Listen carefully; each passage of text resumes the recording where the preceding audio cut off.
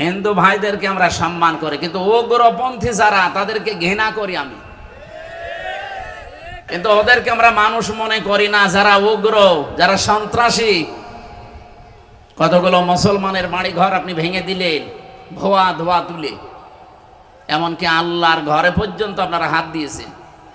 এই পৃথিবীর ইতিহাস পাল্টিয়ে ফেলেছে এই উগ্রপন্থী এই হিন্দুরা। এই জন্য তামাম দুনিয়া তাদেরকে ঘৃণা করে। সৌদি আরবের কাছে কল দিয়েছিল মোদি যে যুদ্ধটা থামান, সৌদি বলছে না আমরা পারবো না। আমেরিকার কাছে গেছি, আমার মনে হয় আমেরিকা যদি বলতে পারবো না, ও এমনিতেই পাগল হয়েছে। তো যে হচ্ছে কি, 3 দিনে যেভাবে ক্ষতি হয়ে গেছে ওদের, এখন দাঁড়াতে 50 বছর লাগবে। তলে তলে অনেক কিছু ওরা হারিয়ে ফেলেছে অলরেডি। এদেরকে মুরগির বাচ্চার মতো যখন একেবারে সর্বশান্ত করে একটার পর একটা লাশ সাজিয়ে রেখেছে। পৃথিবীতে সবচাইতে বেশি ভয় যারা উগ্র হিন্দু মুশরিক, যারা শিরিকে ব্যস্ত, এই মানুষগুলো সবচাইতে বেশি মৃত্যুকে ভয় করে। এটা আমি বানালাম, আমি নিজে দেখেছি, এবং কোরআনেরও এই কথায় ওয়ালা তাজিদান্নাহুম আহরাসান নাসি আলা হায়াতি ওয়া মিনাল্লাযিনা আশরাকু। হে নবী, লামে তাকিদ নুনে সাকিলা দিয়েছি, অবশ্যই আপনি দেখতে পাবেন এই পৃথিবীতে যারা মুশরিক, জীবনের প্রতি সবচাইতে বেশি আশঙ্কা এবং আসক্তি তাদের বেশি। আমাকে যখন এই 17, 18, 19, 20 সালে এলাকায় ঢুকতে দিত না, অধিকাংশ সময় আমি ভারতে থাকতাম। কলকাতা, আসাম, মিজোরাম, ত্রিপুরা দিয়ে বহু জায়গা আমি ঘুরেছি। ওদের সাথে মেশার সুযোগ আমি পেয়েছি। আমি দেখেছি সবচাইতে বেশি ভয় করে তারা মরণকে। যদি কোনো মুশরিককে আপনি একটু ভয় দেখাতে পারেন, এই মেরে ফেলবো, কিন্তু ও আপনাকে বাপ না দোলা ভাই ডাকবে। এখানে যখন একটা একটা করে মরে যাচ্ছিল, তখন কিন্তু ভয় পেয়ে গেছে যে হচ্ছে কি। আর পাকিস্তানের যে সৈন্যগুলো এসেছিল, এরা মরণের ভয় না, লিখিত সই দিয়ে এসেছিল যে আমরা বনিয়ানুম মারসুস, সীসা গলা প্রাচীরের মতো ঐক্যবদ্ধ হয়ে সই করে সিগনেচার দিয়ে তারপরে তারা আল্লাহর নামে বিদায় নিয়েছে যে আমি মরব না হয় মারব। কোরআনে কারিমে আল্লাহ এই আয়াতই দিয়েছেন এইভাবে, ইয়াকাতিলুনা ফি সাবিলিল্লাহি ফায়াকতুলুনা ওয়া ইউকতালুন। তারা লড়াই করে, সংগ্রাম করে আমার আল্লাহর রাস্তায়, হয় মারে নাই মরে। আগে মরে তারপরে মারে, কথা আল্লাহ দেননি। আগে মারে এরপরে মরে। আপনি যদি না মারতে পারেন মরবেন কিভাবে? এই জন্য মারা লাগবে আগে, এরপরে মরার কথা। আর আমরা যদি আগেই মরে যাই, এই জন্যই তো 54 বছর আমরা দাঁড়াতে পারি না। এখন একটা উদ্যোগ অলরেডি নিয়েছে, যেটা একটা আশার আলো দেখতে পাচ্ছি। বিশ্বনবী নিজে, তার বাড়িটা ছিল খেড়ের ছাউনি। আপনি দেখেছেন, ইতিহাস পড়েন, সিরাত ইবনে হিশাম, নবীজির বাড়ি ঘর ছিল খেজুর পাতার পাটি দিয়ে, কিন্তু বাড়ির সামনে সব সময় 24 ঘন্টা 9টা ঘোড়া বাঁধা থাকতো। এই ঘোড়াগুলো খেলা করার জন্য বেঁধে রেখেছিলেন। আজ বিশ্বের 57টা দেশ মুসলিম। আমরা যদি সত্যি এগিয়ে যেতে পারতাম ওদের মতো একটু, কোরআনে কারিমে আমার আল্লাহ সূরা আনফালের 60 নম্বর আয়াতে জানিয়েছেন, ইন্না ইদ্দাতা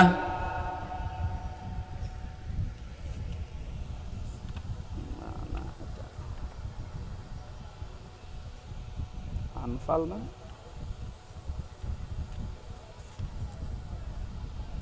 ওয়া আ'ইদ্দু লাহুম মাস্তাতা'তুম মিন কুওয়াতি ওয়া মির রিবাতিল খাইলি তুরহিবুনা বিহি আদুওয়াল্লাহি ওয়া আদুওয়াকুম ইলা আখিরি আয়াত। আল্লাহ পাক বলেন, প্রস্তুতি নাও, প্রস্তুত রাখো। ঘোড়ার কথা এখানে আছে। ওই জামানায় যেহেতু যুদ্ধ ঘোড়া দিয়ে হতো, এই জন্য আল্লাহ খয়েল দিয়েছেন। তাফসিরে খয়েলের ব্যাখ্যা শুধু ঘোড়া এখন আপনি আধুনিক তাফসিরে পাবেন না। ঘোড়া মানে এখন, খয়েল মানে এখন অ্যাটম বোম, খয়েল মানে এখন কম্পিউটার। খয়েল মানে এখন এই যে আধুনিক যে সমস্ত অস্ত্র শস্ত্র বের হচ্ছে এইগুলো, হে নবী, ওরা ইসলাম ধ্বংস করার জন্য যেগুলো ব্যবহার করছে আপনি উল্টিয়ে ওইটা ইসলামের পক্ষে কাজে লাগান।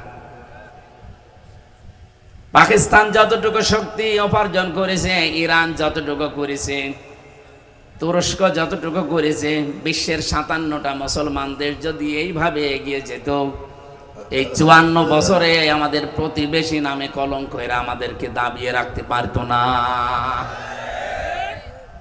এজন্য আমাদের উচিত 18 কোটি মানুষ, আমার মনে হয় এখন দরকার হয় 3 বেলার জায়গায় 2 বেলা খাওয়া দরকার। 1 বেলার টাকা বাঁচান, রাষ্ট্রে জমা দিয়ে অন্তত রাষ্ট্রকে একটু স্বনির্ভর, একটু শক্তিশালী করে তুলেন। 500টা যদি আমরা ওরকম নামি দামি রাফায়েলের মতো জিনিসপত্র কিনে রাখতে পারি, ওদিকে আমাদের 53-54 বছরে যাদের সাথে আন্দাজে শত্রুতা করে আসি, হ্যাঁ তাদের দোষ ছিল, সেগুলো 71 সালে মিটে গেছে। এই মানুষগুলো এবং এখানে এরা আর আশপাশে মুসলিম দেশগুলো সত্যি যদি একটু অ্যাক্টিভ হয়ে থাকে, আমি মালয়েশিয়া দেখলাম 2004 সাল থেকে তারা দাঁড়িয়ে গেছে।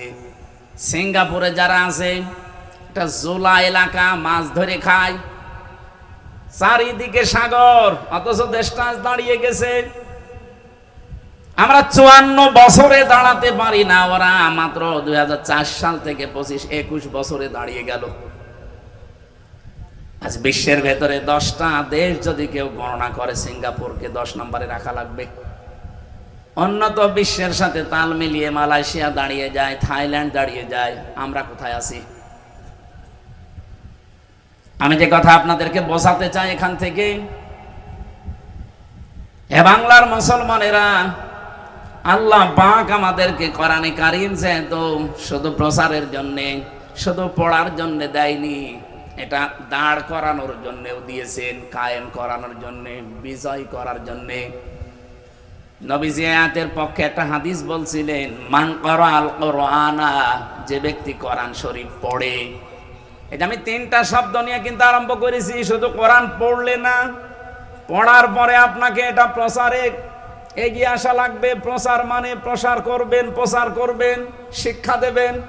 শুধু নিজে পড়বেন তা না, পড়ার পরে এটা যখন প্রচারে লাগবেন, ইয়া আইয়ুহার রাসূল বাল্লিগ মা উনজিলা ইলাইকা মির রাব্বিক, হে রাসূল আপনি প্রচার করেন, তাবলীগ করেন, প্রসার করেন, ছড়িয়ে দেন, ঘোষণা দেন, জানিয়ে দেন। কি জানাবেন?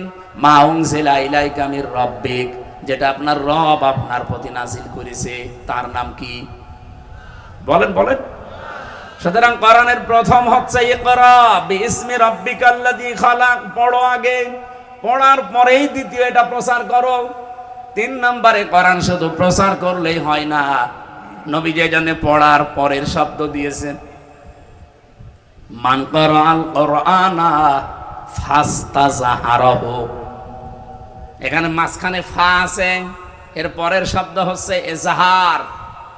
এখানে আমার মনে হয় অনেক মানুষ কথা বলবে, এজহার মানে স্পষ্ট করা, এজহার মানে প্রকাশ করা না।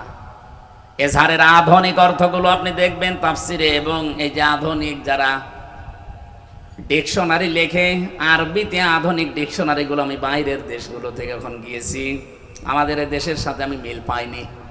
কয়েকদিন আগে মালয়েশিয়া, কয়েকদিন আগে সৌদি আরব, এই সমস্ত দেশগুলোতে যে লাইব্রেরিতে, এমনকি বাহরাইনে, এই দেশগুলোর লাইব্রেরিতে ঢুকে আমি এই শব্দটার ব্যাখ্যা খুঁজছিলাম, দেখে আধুনিক কিছু পাওয়া যায় কিনা। হ্যাঁ, তারা দিয়েছে এজহার মানে শুধু বিজয়, এজহার মানে শুধুমাত্র প্রচার করা না, প্রকাশ করা না, স্পষ্ট করা না, এজহার মানে বিজয় করা। এজহার মানে আল্লাহর নবী এখানে জানাতে চেয়েছেন, যারা কোরআন পড়ে, কোরআন বোঝে, কোরআন প্রচার করে এবং কোরআনকে এজহার করার চেষ্টা করে, ফাহাল্লা হালালাহু ওয়া হারামা হারামাহু, এর ভেতরে হালালকে হালাল জেনে আঁকড়িয়ে ধরে আর হারামকে হারাম জেনে ছেড়ে দেয়। শব্দের দিকে খেয়াল করেছেন একটু? আমি আলেমদেরকে বলছি, 2 জায়গায় আপনি ফা পেলেন। এখানে কোন শব্দ আল্লাহ যেমন খেলা করার জন্য দেয়নি, নবীজি কোন শব্দ অনর্থক বলেননি।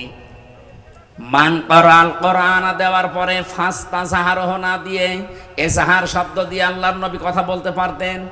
এত শব্দগুলো বৃদ্ধি করলেন কেন? ফাস্তা সাহারহ, এখানে তা আছে বেশি, ফা আছে বেশি। বাব অনুযায়ী আমরা জানি আর বিগ্রামারে যে শব্দের সংখ্যা মানে অক্ষর যত বেশি বেড়ে যায় তার গুরুত্ব তত বেশি বেড়ে যায়। এখানে আল্লাহর নবী শব্দগুলো বাড়িয়েছেন।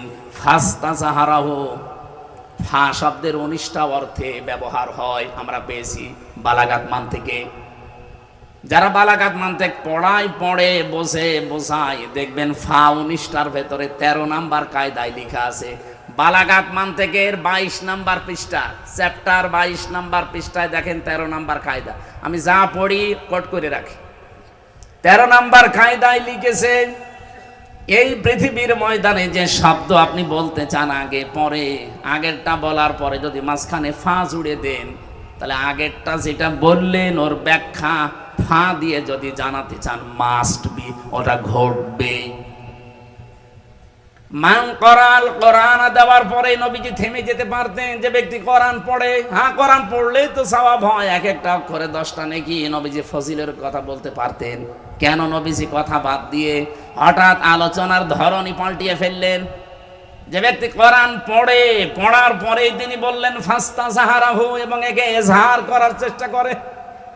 আমি এজহারের ব্যাখ্যা যেটা বললাম এটা আধুনিক ব্যাখ্যা। আগের যারা হাদিসের ব্যাখ্যা লিখেছে তাদের হয়তো আপনি দেখবেন এজহার মানে তারা কোরআনে কারিমকে এখানে স্পষ্ট করা অথবা কোরআনে কারিমকে কায়েম করা এরকম কিছু লিখেছে। আধুনিক ব্যাখ্যা যারা দেয় তারা লিখেছে ফাস্তা সাহারাহু মানে কোরআনকে বিজয় করা। কারণ কোরআন হয় পরের 2টা শব্দ আপনি দুনিয়ায় কার্যকর অবস্থায় দেখতে পাবেন না। আমি কি বলছিলাম? আগের শব্দকে বোঝানোর জন্য পরে যেটা আল্লাহর নবী বা আল্লাহ জানাবেন ওখানে মাঝখানে ফা দিয়ে জানাতে চান যে পরের এই শব্দগুলো যদি কেউ মানতে চায় আগের অবস্থার সাথে মিল করা লাগবে। কোরআন পড়ে আর কোরআনে কারিমকে যারা বিজয়ী করার চেষ্টা করে, কোরআন যদি বিজয়ী হয়ে যায় তাহলে হালালকে হালাল, হারামকে হারাম মানা সহজ। আর কোরআন যদি বিজয় না থাকে হালালকে হালাল জেনেও আপনি মানতে পারবেন না, হারামকে হারাম জেনেও আপনি ছেড়ে দিতে পারবেন না। এমন জায়গা বাংলাদেশে ছিল না? এই কথা নাম ধরা লাগবে। কোরআন যেহেতু 54 বছর আমরা বিজয়ী শক্তি হিসাবে দেখতে পাইনি, এজন্য আমরা চেষ্টা করলেও হালালকে হালাল জানার পরও আঁকড়িয়ে ধরতে পারি নাই। এমন জায়গা ছিল না? এই কথা বলেন না কেন ভাই? এমনকি হারামকে আমি দেখছি হারাম, জানছি হারাম, ছেড়ে দেওয়া সম্ভব হয়নি, এমন জায়গাও ছিল। এই জন্যই কোরআন এজহার করা লাগবে। নবীজি বলেন আদখালাহুল্লাহুল জান্নাহ, আল্লাহ যেন তাকে জান্নাতে দেবে না দিয়েছে। এটা মাসির সিগা। আদখালা ইদখিলু, নবীজি যদি মোজারে দিতেন তাহলে বর্তমান ভবিষ্যৎ প্রেজেন্ট ফিউচার শব্দ নিয়ে আসতে পারতাম। আদখালা দিয়ে নবীজি জানিয়েছেন আদখালাহুল্লাহুল জান্নাহ, আল্লাহ যেন তাকে জান্নাতে দিয়েই দিয়েছে। আমার প্রশ্ন হচ্ছে মানুষ কি এখন আমরা মারা গেছি? বলেন বলেন, আমি জান্নাতে যাব কি করে? আমি তো মরবো আগে, এরপরে তো জান্নাতের প্রশ্ন। নবীজি যে আদখালা দিয়ে দিলেন। হাদিসের ব্যাখ্যা করতে গিয়ে যারা আধুনিক ব্যাখ্যাকার মুহাদ্দিসিন ইকরাম লিখেছেন, সত্যি যদি কোরআনে কারিম এজহার হয়ে যায় কোন এলাকায়, কার মানে প্রতিষ্ঠিত হয়ে যায়, বিজয়ী শক্তি হিসাবে থাকে, আর ওই দেশের মানুষ যদি হালালকে হালাল জেনে আঁকড়িয়ে ধরতে পারে, হারামকে হারাম জেনে যদি সত্যি ছেড়ে দিতে পারে, তাহলে আদখালাহুল্লাহুল জান্নাহ, আল্লাহ তোমাকে জান্নাতে দিয়ে দিয়েছে। তার মানে তুমি এমন একটা দেশ, এমন একটা সমাজ, এমন একটা পরিবার, এমন একটা এলাকায় বসবাস করবা, তুমি মনে করবা আমি জান্নাতে আছি। আমরা ওই রকম একটা দেশ চাই না। কথা বলেন, কথা বলেন। এর পরের হাদিসের এর পরের শব্দগুলো নিয়ে আলেমদের ভেতরে মতভেদ আছে, এজন্য আমি পরের শব্দগুলো বলি না সচরাচর। আশাফাহু ফি আশারাতিন মিন আহলি বাইতিহি, এ পর্যন্ত ঠিক আছে। যে সুপারিশ করে সে আহাল পরিবারের 10 জন মানুষকে আল্লাহর জান্নাতে নেবে। কাদের? ওয়াজাবাত লাহুন নার কুল্লুহুম কদ ওয়াজাবাত লাহুন নার, যাদের প্রত্যেকের উপরে জাহান্নামে যাওয়ার ফয়সালা আল্লাহ দিয়ে দিয়েছিল। আপনি কত বড় কথা চিন্তা করলেন যে জাহান্নামে আপনি যাবেন। এরকম মানুষকেও যারা কোরআনে কারিম পড়ে, কোরআন যারা বোঝে, কোরআন যারা প্রচার করে, কোরআন যারা এজহার করার জন্য, বিজয় করার জন্য সমাজে চেষ্টা চালায়, এই মানুষগুলো যখন হালালকে হালাম জেনে মারবে, হারামকে হারাম জেনে ছেড়ে দেওয়ার পরিবেশ পেয়ে যাবে, অত জান্নাতে যাবেই। এমনকি 10 জন মানুষকে এসে জান্নাতে নিয়ে যাওয়ার উপযুক্ত হয়ে যাবে। বলেন সুবহানাল্লাহ। আজকে মুসাফির অবস্থায় দোয়া করছি, দোয়া চাচ্ছি সারাটা জীবন যেন আমাদের কোরআন প্রচারে, কোরআন প্রসারে, কোরআন কায়েমে, কোরআন বিজয়ী করা হিসাবে আমাদেরকে আল্লাহ সময় আর সম্পদ ব্যয় করার তৌফিক দেন। বলেন আমিন। কয়টা জায়গায় সম্পদ খরচ করলে হিসাব দেওয়া লাগবে না, তার ভেতরে 1 নাম্বার এটা। সুতরাং যে সমস্ত আলেমরা এখনো মুখ বন্ধ করে আছেন যে না ওসব ঝামেলা মার্কা আমরা নেই, আমরা শুধু পড়বো, বসবো আর প্রচার করব,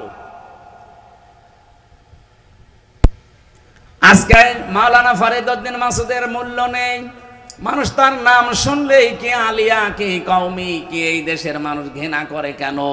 লোকটা কোরআন পড়েছিল, কোরআন বুঝেছিল, কোরআন নিজে শিখিয়েছে, প্রচারও যতটুকু পারে তার আয়ত্তের ভেতরে করেছিল। কিন্তু 4 নাম্বারটা আমি তার ভেতরে পাইনি। কোরআন প্রতিষ্ঠা করা লাগবে, কোরআন বিজয় করা লাগবে, কোনো ভূমিকা তার ছিল না। এমনকি যারা একটু ভূমিকা পালন করে তারা ফাঁসি চেয়েছে। কথা বলেন না কেন? এবার আমি একটা হায়াত বলছি কোরআনে কারিমের সূরা আরাফ 8 নাম্বার পারা 20 নাম্বার পৃষ্ঠার 3 নাম্বার লাইনের 83 নাম্বার আয়াত। যে কোন তাফসীর আপনি দেখতে পারেন এইটাই পাবেন। যে মানুষগুলো দুনিয়াতে বলে আমি কি নামাজ পড়ি না, ওই যে শামীম ওসমানের মতো আমি 72 রাকাত তাহাজ্জুদ পড়ি, এটা একটা টাটকা মিথ্যা কথা না? তাহাজ্জুদের নামাজ সর্বোচ্চ 8 থেকে 12 রাকাত, আপনি 72 রাকাত পড়েন কি করে? আর ওনার যা বয়স আপনি বলেন তো। আমার এই 33 বছর বয়স এখন, আমি তাই 4 রাকাত থেকে 6 রাকাত নামাজ পড়তে গেলে আমার পা ব্যথা করে। আর কত বড় ডাহা মিথ্যা কথা আল্লাহর ওলি যে 72 রাকাত নাকি তাহাজ্জুদের নামাজ পড়তো। ও কি ইসলাম কি বানাইতো? তার মানে নামাজই পড়ে নাই। এক কথা বলছেন এখানে, খালি চাপার উপরে ছিল 15 বছর। আজ আর একটা চাপাবাজ দেখলাম ধরা পড়েছে, ডিম খাচ্ছে। এটা একটা টাটকা চাপাবাজ ছিল, সংসদেও চাপাবাজি করত। হয় ফাইটটা যায়, ফাইটে গিয়েছে। খুলনাবাসী শুধু শোনা না, এখান থেকে এবার জীবনটা মিলাবেন।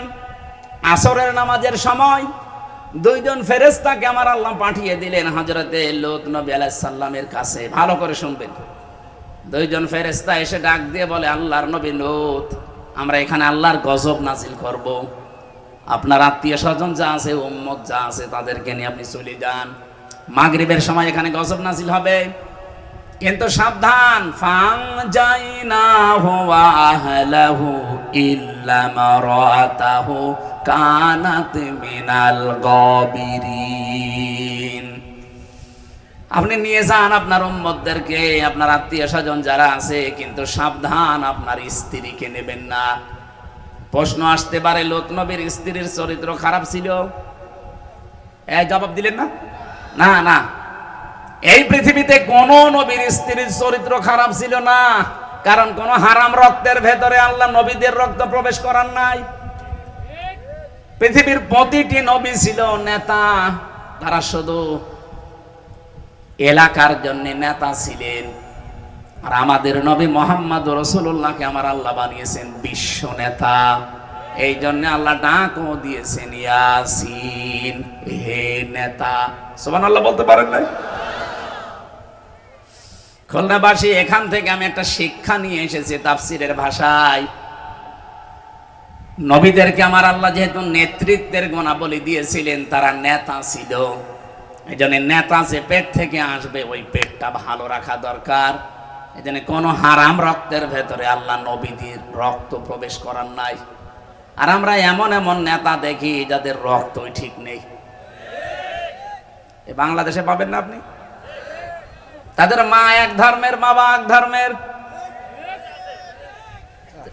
কি করে জন্ম দো আসলা? আরে ভাই, যে কোনো এক ধর্মের হন আপনি, বাবা এক ধর্মের, মা আর এক ধর্মের। জেলে থাকাকালীন আমাকে 3 বছর একাধারে 24 ঘন্টা এক ঘরের ভেতরে তালা লাগিয়ে রেখেছিল।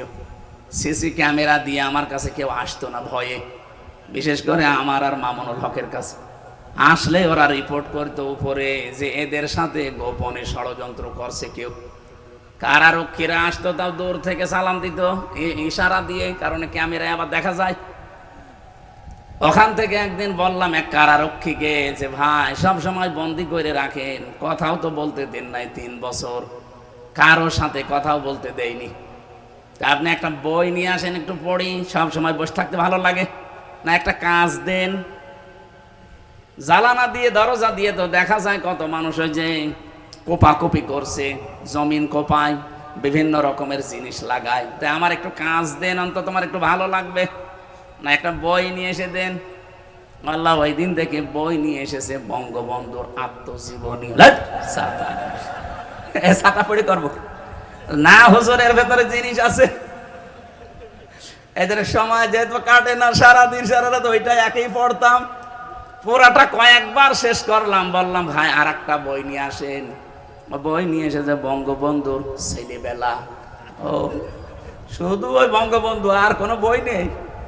পরের সপ্তাহে আর একটা বই দিয়েছে বঙ্গবন্ধুর চীন সফর। বললাম আপনার আর বই নিয়ে আসার দরকার।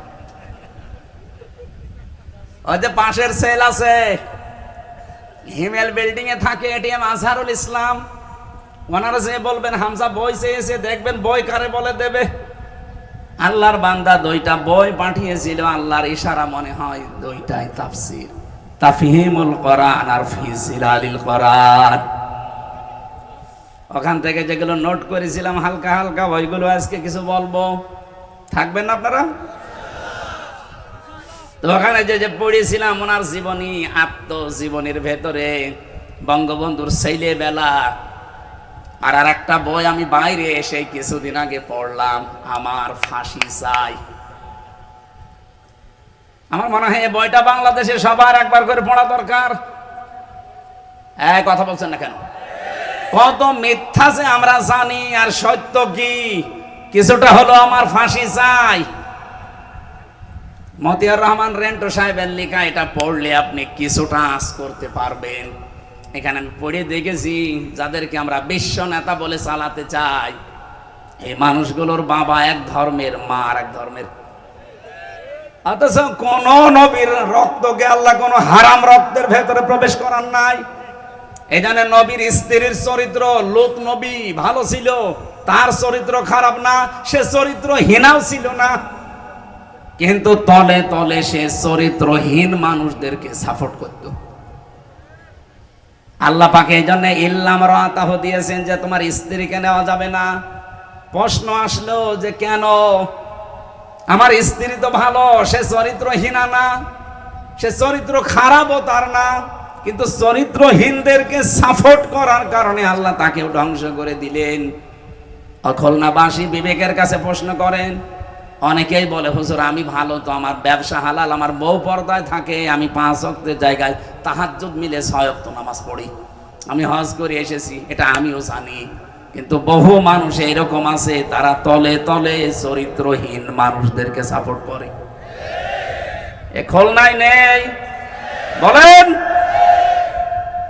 যারা চরিত্রহীন মানুষদেরকে সাপোর্ট করেছিলেন, আপনাকেও লূত নবীর স্ত্রীর সাথে জাহান্নামে যাওয়া লাগবে।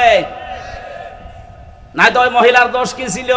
সে তো নিজে ভালো, কিন্তু একজন খারাপ মানুষকে সাপোর্ট করে যদি জাহান্নামে যায়, সামনে যে সময় আসতেছে ইমানের উপরে পরীক্ষা আসবে, যাই আসুক না কেন আমরা কোনো খারাপ মানুষকে সাপোর্ট করব না, রায় দেব না। মাইয়াশফা শাফাআতান হাসানাতাই ইয়াকুল্লাহু নাসিবুম মিনহা ওমাই ইয়াশফা' শাফা'আতান সাজ্জিআতান ইয়াকুল লাহু কিফলুম মিনহা ইলা আখিরি আয়াত। এটা সূরা নিসা 85 নম্বর আয়াতে আছে, 5 নম্বর পারার 10 নম্বর পৃষ্ঠার 11 নম্বর লাইনে আছে। তাফসিরে ফি জিলালিল কোরআন এই ব্যাখ্যাটা পাবেন। কোন মানুষ যদি দুনিয়ায় একটা ভালো কাজে সাপোর্ট করে, সুপারিশ করে, রায় দেয়, ভোট দেয়, সমর্থন জানায়, পেছনে থাকে, ওই লোকটা ভালো কাজ করে যা পাবে আপনি শুধু সাপোর্ট করে তাই পাবেন। বাড়ি যায় বলবেন সুবহানাল্লাহ। কোন মানুষ যদি দুনিয়ায় অন্যায় কাজ করেন আর অন্যায় কাজে আপনি যদি সাপোর্ট করেন, ওই যে ওই মহিলার মতো অন্যায় কাজ করে যদি জাহান্নামে যায়, আপনি সাপোর্ট করে রায় দিয়ে পেছনে থেকেও জাহান্নামে যাওয়া লাগবে। যা করবে আপনি ওইটার ভাগাভাগি হিসাবে পেয়ে যাবেন। কিয়ামতের ময়দানে আয়াতের তাফসিরে আমি নিজে পড়েছি, বহু মানুষ এমন উঠবে তাদের আমল নামায় হজের সওয়াব লেখা থাকবে। বলবে রব্বুল আলামিন, আমি যে অবস্থায় ছিলাম দুনিয়ায় আমি হজ করিনি, তোমার ফেরেশতারা হজের সওয়াব লিখেছে, এটা মনে হয় ভুল করে ফেলেছে। আল্লাহ পাক বলেন, বান্দা আমিও জানি তুমি হজ করনি। তো এমন মানুষকে সাপোর্ট দিয়েছিলে, রায় দিয়েছিলে, যে লোকটা ক্ষমতায় যে হজে যাওয়ার যত কার্যক্রম সহজ করে দিয়েছিল। আমাদের পাশের রাষ্ট্র ভারত, এখান থেকে হজে যেতে যা লাগে তার 4 গুণ বেশি টাকা লাগে আমাদের শুধু বর্ডার পার হওয়ার কারণে। কেন এত বেশি লাগবে কেন? মালয়েশিয়াতে আমি যেই দোকানে যেই আমার এই কাপড়গুলো সেলাই করছিলাম, ওই দোকানে 3টা দেশের লোক পেলাম আমি। থাইল্যান্ড থেকে একজন এসেছে, মাত্র 30,000 টাকা খরচ, তার মাসে 2 লাখ টাকা উপায়। বাংলাদেশের যশোর এলাকায় অভয়নগর থেকে একজন আছে, ওখানে কাজ করছে, তার 7.5 লাখ টাকা খরচ, তারও মাসে 2 লাখ টাকা উপায়। পাকিস্তান থেকে একজন এসেছে, তার উপায়, তার খরচ হয়েছে 2,20,000 টাকা বাংলাদেশের টাকায়, তারও উপায়। ওই দর্জির দোকানে 4 জনে কাজ করছে, তারও উপায় মাসে 2 লাখ টাকা। ভারত থেকে একজন গেছে, তার খরচ হয়েছে 1,20,000, 1,20,000, 2,20,000 আর মাত্র 30,000। আর আমাদের